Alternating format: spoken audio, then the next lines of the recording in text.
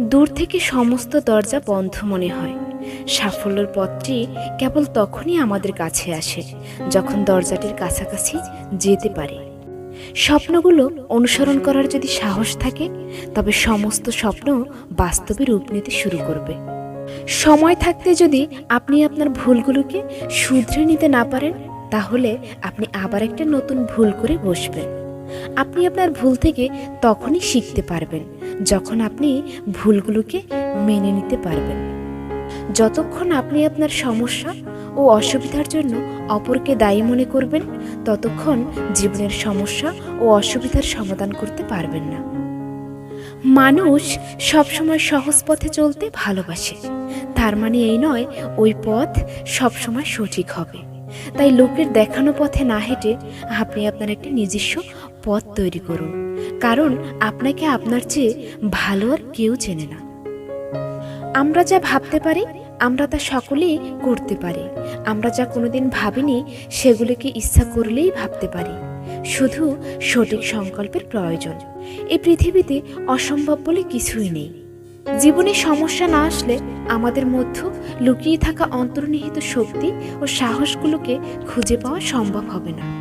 সময়ে সময়ে জীবনকে চ্যালেঞ্জ এবং সমস্যার সম্মুখীন হতে হয়, এবং এটিই জীবনের নিয়ম। যদি কেউ মনে করে শান্ত জলে সমুদ্র পথের সন্ধান করব, তাহলে কোনো দিনই সম্ভব হবে না। সবাইকে ভালোবাসুন, কিন্তু বিশ্বাস করুন কিছু মানুষকে। পৃথিবীর সকল সফল ব্যক্তি এই 24 ঘন্টার মধ্য দিয়েই তার সফলতা অর্জন করছে। আপনি এটা কখনোই বলতে পারবেন না যে আপনার কাছে পর্যাপ্ত সময় নেই। ভালো এবং খারাপ বলে কিছু নেই। আমাদের চিন্তা ভাবনা কেবল খারাপ আর ভালোর সৃষ্টি করে। আমরা প্রত্যেকেই জানি আমরা কি, কিন্তু আমরা কেউই জানি না আমরা কি করতে পারি।